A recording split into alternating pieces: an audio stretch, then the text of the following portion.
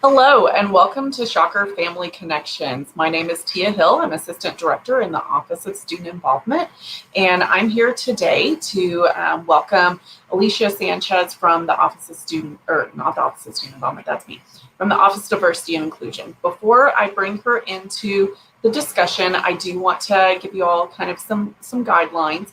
If you're viewing this from YouTube Live, to enter any of your questions, you'll need to log in and enter those into the comment section. That's a quirk of YouTube. You'll have to log in to do that. If you're viewing this from Facebook Live, which is also available, you can just directly enter your questions in that comment section. The Shocker Family Connections program is, day 4 of a six-part series, and we're bringing you cultivating an environment of belonging with our Office of Diversity and Inclusion. So we hope that you're tuning in now, or you can also tune in at 6 p.m. today, and then we'll have another program tomorrow, but you'll hear more about that a little bit later. So in the meantime, I'm going to invite in Alicia Sanchez. Hi, Alicia. Hi, good afternoon. It's afternoon, so good afternoon, everyone. All right, I'm going to pop out of here and leave it to you. Okay, awesome. Thank you, Tia. Well, good afternoon to our families that are joining us, our guests of Shocker Nation. Very excited to be able to engage and share a little bit more about the Office of Diversity and Inclusion and how we can support your Shocker this fall. We certainly know, and there's probably been no shortage of comments and discussion around navigating the pandemic and your students in college. And so certainly that's something we've been navigating as well, but hope to share information about how your student can get connected with our office and share a little bit about the ways that we're connecting students and cultivating a culture of belonging. And so, as Tia said, I have the privilege of serving as the director here in the Office of Diversity and Inclusion. We have 2 taglines in our office that we always like to share to help individuals know a little bit more about who we are and what we're doing. And so we have we're the home away from home. So we really want students, and that has been such a challenge when we talk about a home away from home, being able to have a place and space for students from all different backgrounds and identities to come together and really engage in conversations about different aspects of diversity and inclusion. And so really bringing students in. And so I'll talk a little bit more about our space and how we do that with the home away from home environment. And our other tagline is to lean into discomfort. Our students all have varying levels of knowledge around diversity and inclusion. And so we want to make sure that we allow opportunity for growth. And so in that space where individuals are a little uncomfortable, that's where that growth happens. And so we've tried to provide dialogue opportunities for students to come together with our programming. Our mission really is to cultivate and sustain an inclusive campus that strives for academic success. We want all students from all different identities to be able to see themselves or an aspect of their identity on our campus. And certainly we have to have the academic success. Our goal is to help students achieve their goals and how they define success. For some students, that's certainly getting into a professional program. So if they're looking at going to medical school or law school afterwards, after graduation, if they're looking at pharmacy school, all of those different aspects, certainly getting students across the stage to graduation is certainly an achievement and something that we focus on with our mission. And we want a campus that is educated around diversity and inclusion and has a baseline conversation. And so we want to really empower and mobilize our students in our campus. And so we have 4 professional staff members currently. I have an assistant director, an academic retention specialist who works with students, and I'll share a little bit more about the areas that they both focus on. And then we have a marketing specialist that works with our marketing and branding in our office. And certainly there's no shortage of students and how they can engage in our office as well. And some of the other additional resources that we provide in our space, and certainly because of COVID and the pandemic and being mindful of physical distancing, our space certainly doesn't look the same this fall. If you were to come in last academic year, you would have seen students hanging out in our space, watching TV, working on homework, having conversations, eating lunch, and enjoying all those different aspects in our space. And so a lot of those services, unfortunately, again, are not being provided simply to keep our Shockers healthy and safe. We do still provide some of those academic opportunities in our space, and I'll talk more about that later. But we really want students to be able to come in and have a space We have computers, so if students need to come in, use a computer because they don't have access to one, or they need to just check their email in between classes or print something, those are services that they can do in our office. So that would be that you might provide your shocker, is letting them know, you know what, hey, if you're in between classes, you're in the Radigan Student Center where our office is located, hop up to ODI. That's how many students refer to us, and the campus refers to us by our acronym. And they can print for free up to 10 pages per day. So they can't, print all of their notes and everything, but certainly provides a low cost service for them, or no cost anyway there. But if they need to, like I said, check email, check their Blackboard. I know you've heard from Student Success. If you haven't heard from Student Success, make sure you check out their video online as well, but talked a lot about the resources. So we want to make sure, again, that our students are plugged in and connected and have multiple touch points across campus as well. And so they can come in, and we provide academic support and tutoring in our space as well. So that's another way that students can currently engage within our office anyway right now. And so post-pandemic or pre-pandemic, hopefully soon we'll be able to open up our kitchenette, so students that are living off campus or need to provide space certainly could do that. So that's a service we provide, is just currently temporarily offline, of course. And so we want to make sure that students know that they do have a place to be able to come together. So hopefully sooner than later, we'll be able to reopen the kitchenette anyway. So that's kind of at a high level what we do. Certainly would love to dig in a little bit deeper and share more about those things. I'm going to check in with Tia to see if we have any questions so far before I delve into some more specific information about our office. Yeah, so we don't have any direct questions from our viewers, but I did want to ask as an opportunity for you to highlight, so what are some of those opportunities for students to engage on campus? So I know a lot of folks are looking for events or activities. Can you kind of highlight what's going on? Yeah, no, I think that's excellent. So I appreciate that question, Tia. So within our office, and certainly, we have great partners like Student Involvement and others within Student Affairs that do events and programs. As I mentioned, we really are one of the primary sources for our students to engage in conversations around diversity and inclusion. And so how we do that, we put on events throughout the year. There's no shortage of programming opportunities within our office. We actually, Tia, if you want to hop on our website, wichita.edu/ODI events is where you can find families and guests for your shockers. If they're asking, hey, I'm curious about how to engage, on our website, there is information about our diversity lecture series. So we've been fortunate to have national and local speakers come to our campus. Even though we're in primarily virtual environment, we're still providing those services.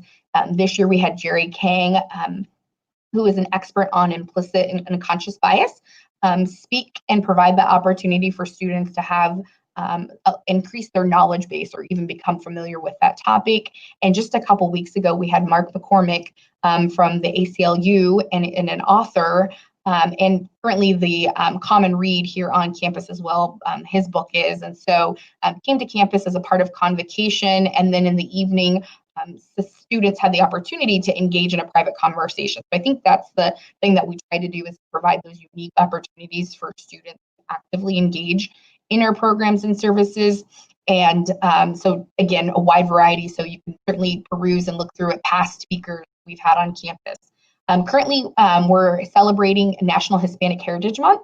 So we really try to program around the heritage and culture months throughout. So it's certainly a wide variety. So if you click on the website, you'll see with National Hispanic Heritage Month, one thing that we have been very intentional about is connecting our students not just to the resources and the faculty and staff on campus, but really looking at supporting our student groups and getting them connected to local organizations and businesses and informal mentorships. And because there's a lot of great things happening in our community right now. And so you could look online and see some of the things that are happening this month or have already happened. Again, it goes back to how do we celebrate the heritage and cultural identities of our students, as well as providing education. So you'll see certainly from Netflix Watch Party, we are doing a bus, providing busing. So another opportunity for your students to try local food. They can hop on a bus and check out 2 restaurants that are celebrating Hispanic Heritage Month nearby our campus. And then we're doing a panel discussion around Latinx and that identity and language and having a conversation. So our website certainly provides the wichita.edu/ODI events will be a great place for you to stay up to date with some of the events and programs we're providing. We try to do things where they're low cost or no cost primarily, so that finances are not a burden for our students by any means. So a great way to really get connected within our programming. So we talked very high level about some of the programs, our Heritage Months.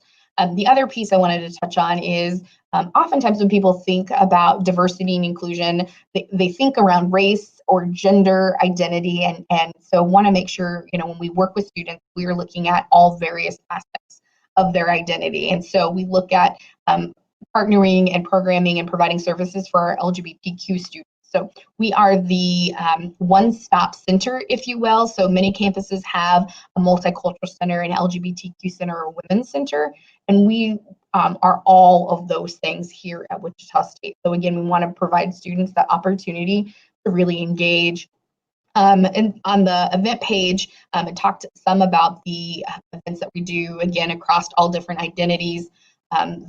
There you'll see the Bisexual Visibility Day as well. And then Tia, if you want to go back on our main website, wichita.edu/ODI, there is a tab for LGBTQ. If you want to click on that and can kind of navigate and talk about the services that we provide. So again, looking at our opportunity to engage with our LGBTQ plus population on campus, make sure they have a visible presence and are connected to faculty and staff who have similar identities, as well as our allies on campus. And so we have an outreach support group on campus where, again, we partner to make sure that we're connecting students to other offices. We have our LGBTQ ambassador group that we make sure that when there are opportunities to engage with our high school students or current students or transfers, they are advocates and are sharing the events and programs that are doing induced plans of things. And then we have the LGBTQ task force there as well. So that is a campus-wide initiative where we have representatives from all divisions within our campus represented. Some are allies, some identify as LGBTQ plus. Coming together to look at policies, practices, and procedures to ensure that we really, again, going back to our mission, are cultivating an inclusive campus environment as well. So those are just some of the things within our LGBTQ community that we're doing. In addition to some larger programming, I mentioned at the beginning, right, our goal is academic success. And so for our LGBTQ plus graduates and our multicultural graduates, we do special celebrations for them around graduation. So our Lavender graduation for our LGBTQ plus population happens each semester to be able to celebrate our LGBTQ students. They receive a lavender cord, and it's a wonderful ceremony. And so we're really excited that that has become a tradition on our campus. And then our multicultural graduation celebration, we just celebrated 25 years. I think we're in the 26th year of doing that celebration. It's been various iterations, and it started with our Black African American graduation celebration has really evolved to be much more inclusive, and students are able to receive what is called a kente cloth, which is a symbol and a rite of passage ceremony. And we talk about the culture and the history between that ceremony, the garment that they receive, and again, is another opportunity to celebrate and champion our multicultural students on campus. So that kind of gives you a little bit of sense of some of the programming that we do on campus. Certainly our office, we are a small but mighty team. We have student ambassadors that also support our work, who serve as change agents. So our ambassadors for diversity and inclusion. Again, making a shameless plug when your students talking with your student, that might be an opportunity for them to engage a little more with our office. So you see our exec group and some of our committee chairs there on our main page. Great way for students to get involved. There is an application and an interview process for that. But again, if students are wanting to engage more around topics of diversity and inclusion and help champion our office and the other areas on campus, that would be a really great way for involvement for them. So I think that would be something I would encourage you or your student to learn more about with our office as well. Anyway, so great, no shortage of opportunities for engagement. I think that's what I appreciate about our office is students will come up to us and say, well, how do I join the Office of Diversity and Inclusion? And so there are some programs, as I mentioned, with our ambassadors that require an interview and an application process, but really the events and programs that I spoke to you about before, those are all opportunities for students.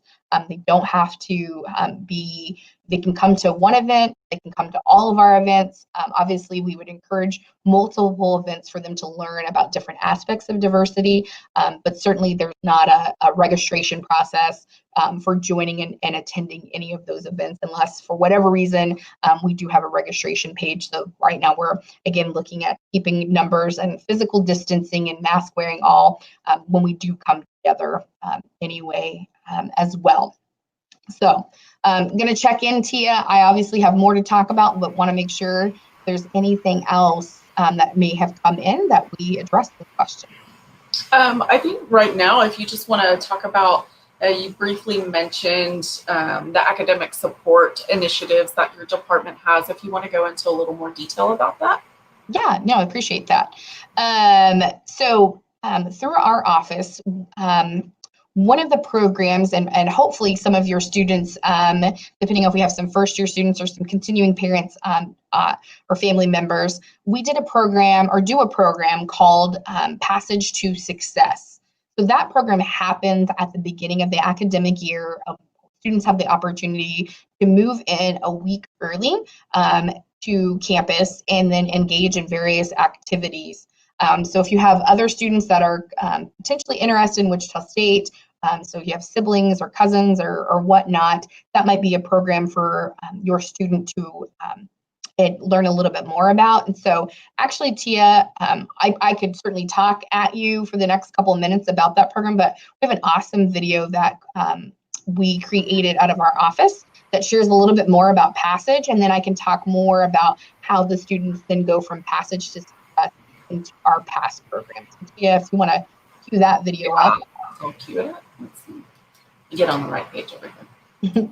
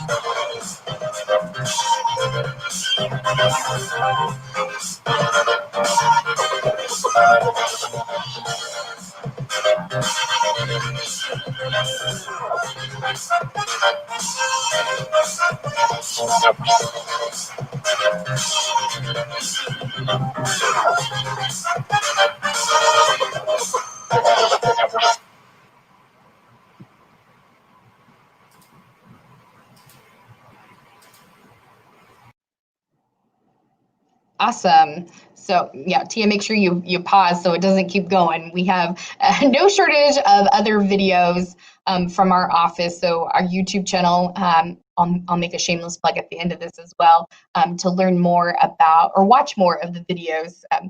Certainly, again, visual and videos of seeing our students and our shockers engage is a great way. And so as you can see with Passage to Success, our goal is to bring students to campus, and we target multicultural students, of course, but it's open for any student, but gives them an opportunity to move in if they're living on campus.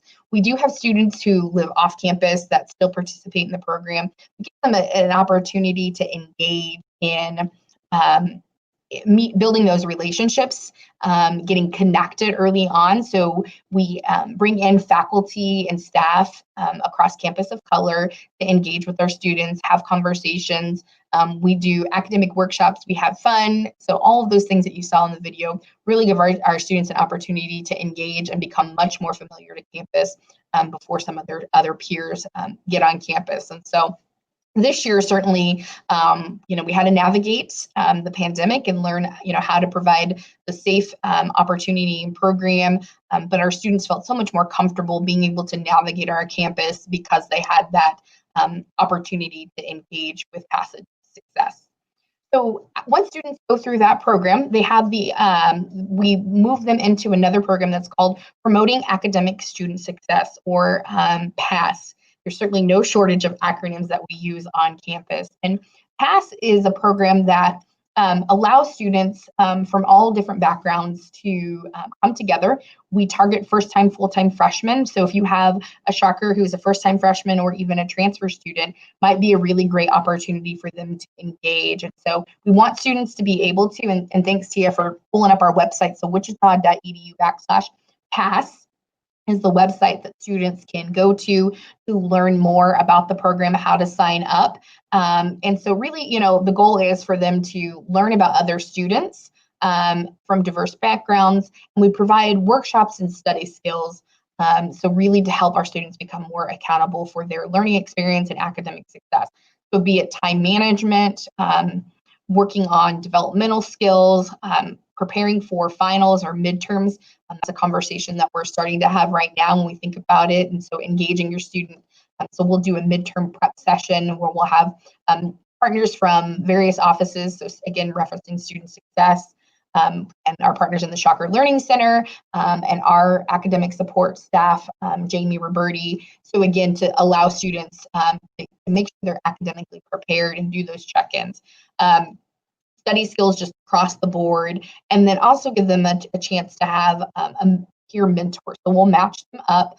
When they're in Passage, they have small squads, and so we'll continue those partnerships and matches with the students. And then they continue that relationship through the fall semester. Students that don't go through Passage to Success can still participate in PASS. We don't exclude anyone, and that's not a prerequisite by any means. But it gives them an opportunity to engage with a mentor. I compare it sometimes like with, having a big, if you will, and so help them. We look at, geographic location, we look at majors, we look at, all different aspects of our students to match them up so that if they have questions, they know that they have someone that they can go to and get those questions answered as well. And so the other aspects of PASS, so students I referenced our tutors and our academic mentors earlier in this, and so they have the ability to request a tutor if they need one. And so students, there are several different academic resources on campus, and so certainly no shortage for your student to have access to free tutoring. I'm sure you've heard, and if you don't know, make sure that students are not paying for a tutor because there's a variety of resources. And so again, we're another opportunity for students to engage with a tutor. We have drop-in hours in our office. And so again, the website is always the best place to go to for information for students as you have those conversations. To request a tutor, we'll match them up. There's no minimum or a maximum, so they can have multiple tutors.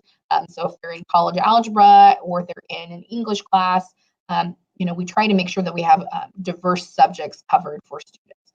If we don't have a tutor, we'll work with our other partners to see if they do, and if they don't, we will work to hire someone. I always use the example, several years ago, we had a student who went in a hip hop class and dance class, and they needed a tutor. They just weren't getting the moves right. And so we were able to reach out to our partners, and we found them a tutor and someone to work with them on hip hop. So some of the upper level courses, we oftentimes refer back to the department, but certainly the general education courses and some of those upper level major courses, we do have a tutor for, but make sure that your student does get connected to academic support if they need that. The other thing is we have so many great partners in our community, and we feel it's important for students to give back to the community. Like trustee in our office, so many amazing opportunities and resources. And so we do require students to have community service hours, certainly a minimum number of hours, 10 per semester. So very minimal in the grand scheme of things. And so just yesterday, we had an opportunity for them to engage with the United Way, and again, in a safe way, of course, wearing masks, physically distancing, but some of our students really do want those connection points in person. So especially right now when a lot of things are remote, virtual. And so again, looking at opportunities, some students have already connected with organizations, and so we count those hours as well.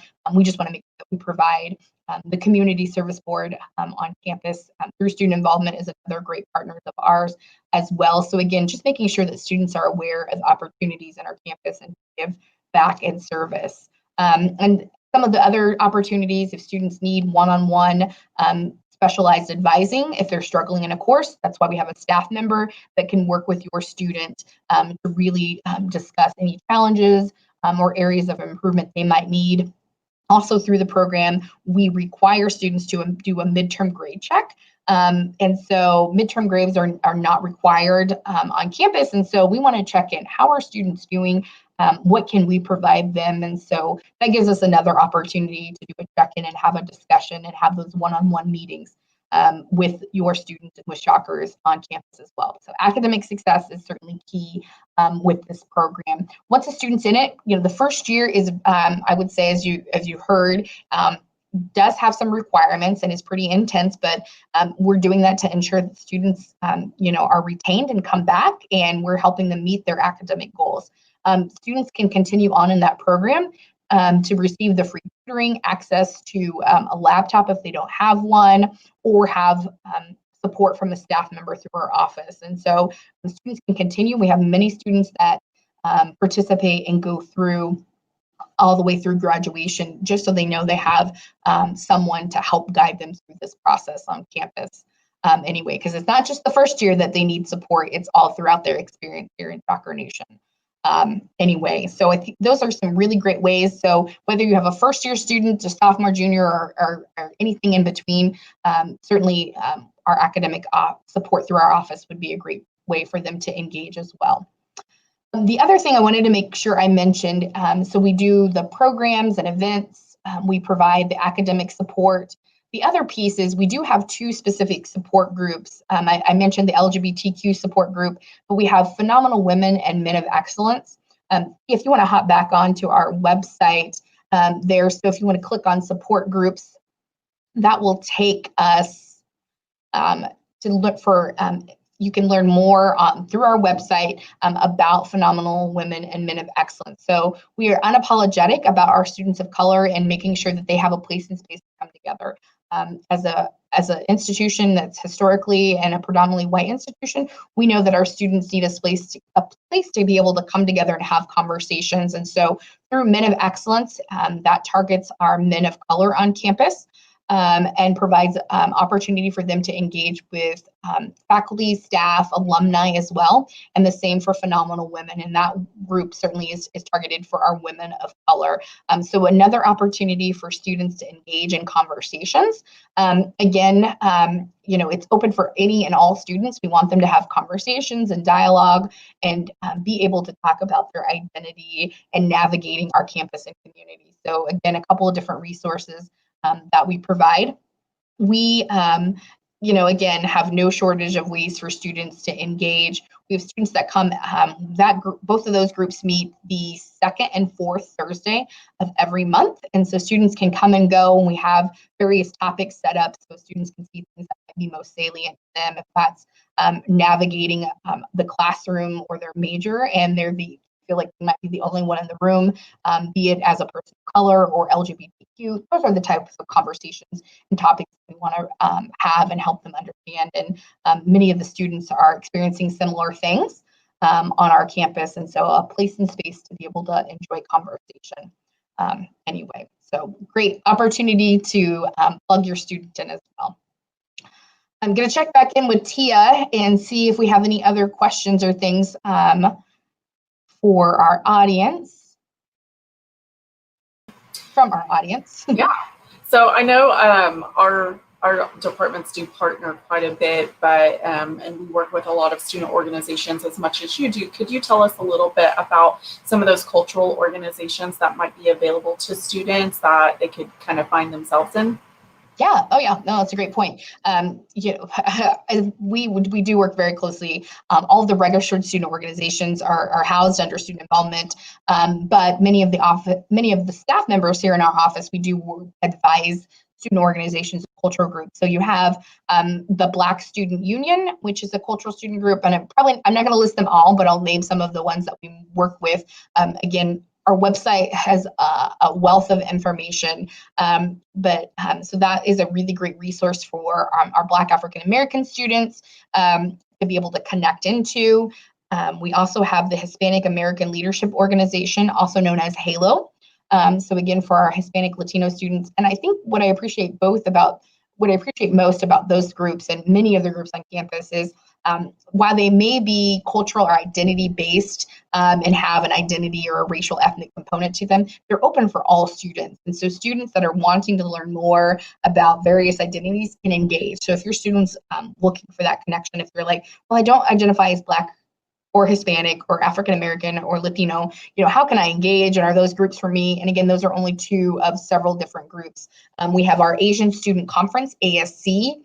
We also have the Vietnamese Student Association, so some even more specific ethnic groups as well. And so those are all three, they're all very active. We have several different groups. I think for our cultural groups, our registered student organizations, I want to say there's probably 20 or so of them. So certainly no shortage. There are some that are based around majors as well. And so I know in the College of Engineering, you have the Society of Hispanic Professional Engineers, SHEP. You have Society of Women Engineers, SWE, so that's another great way. And then you also have NSBE, which is the National Society of Black Engineers. So again, some of those other organizations that are major specific and identity specific in some of the colleges are really great ways for students to plug in. And then also, there's a link on our website through Shocker Sync that talks about those. We have the International Student Union as well, which brings all of our international students, has an opportunity for them to engage, but certainly some very specific student orgs as well in there. And so all of them do a great job of partnering together. One of the things that International Student Union has done in past semesters has been doing a big food festival, Interfest. And a great way to be able to try cuisine and learn about the culture of our various Shockers on campus, because we have such a large racial, ethnic, domestic, and international student population that we really want to be able to celebrate the heritage of our students on campus. So I think that's a really great way for students to get plugged in through student organizations. So again, Shocker Sync is another great resource for students to plug into, and you might encourage students We want our students within on our campus to be able to be engaged and feel connections. So whether that's through our office, student involvement, or any of the cultural student organizations that I mentioned, those are all really great ways to be able to plug in. Many of our staff, at least the two of us in here, we also advise a multicultural Greek organization. So again, our Multicultural Greek Council is another opportunity for students to engage if they're interested in learning more about Greek life from historically Black organizations or historically or cultural organizations. So whether that's through the NPHC organizations or looking at, which are predominantly Black, thank you, Kia, for bringing up that website. So organizations, so the Divine Nine often referenced, and we have many of those chapters on our campus that are very active as well, but you can learn more about our Wichita State chapters that you can see that are here. We also have our Asian identity-based chapters as well, Chi Sigma Tau, Sigma Psi Zeta, Mu Delta Alpha as well. So again, looking at another cultural tie and identity for our students. And then, of course, I'd be remiss. I advise Sigma Lambda Beta, so I want to make sure I give them a shout out. But our Hispanic and Latino organizations as well, whether that's Kappa Delta Chi or Lambda Pi Upsilon. So again, lots of ways for students to engage with cultural organizations beyond just our office. So again, we just want students to be able to find their connection point and find their groups of students or peers to be able to connect with, to have that enriched experience on campus and have conversations that are impacting their lives and others. And so I think those are also really great ways, whether it's Greek life or the cultural organizations or through attending any of the programs I shared through our office, great ways to have conversations with your shocker about how they can become more involved on campus. Let's see.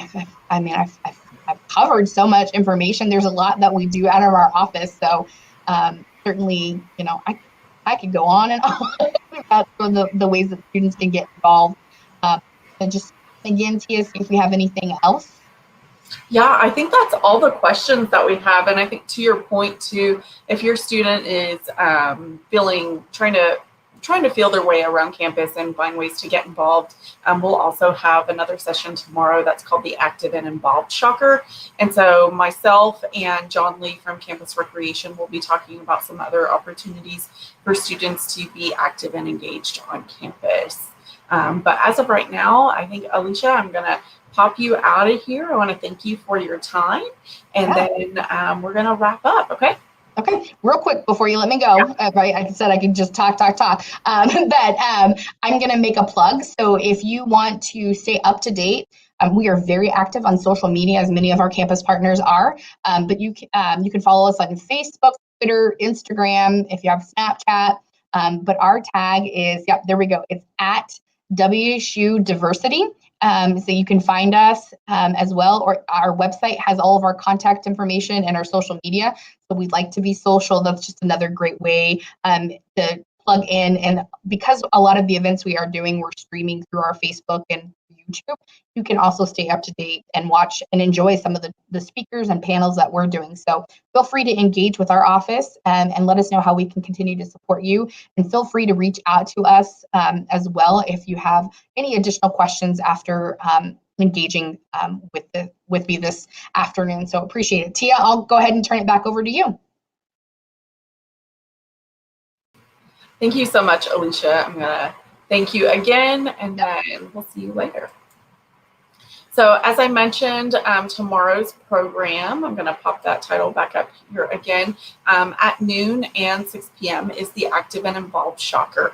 If you're just tuning in, or maybe you only caught the last half of this session, we'll be presenting it again. And this was Cultivating an Environment of Belonging with Office of Diversity and Inclusion. We'll be back here at 6 o'clock p.m. for another live version of that session. So if you or generating your questions and you didn't get a chance to ask them, you can ask them again this afternoon. But otherwise, I'll see you at 6 and then again tomorrow at noon. Thank you everyone for tuning in, and keep connected and with Shocker Family.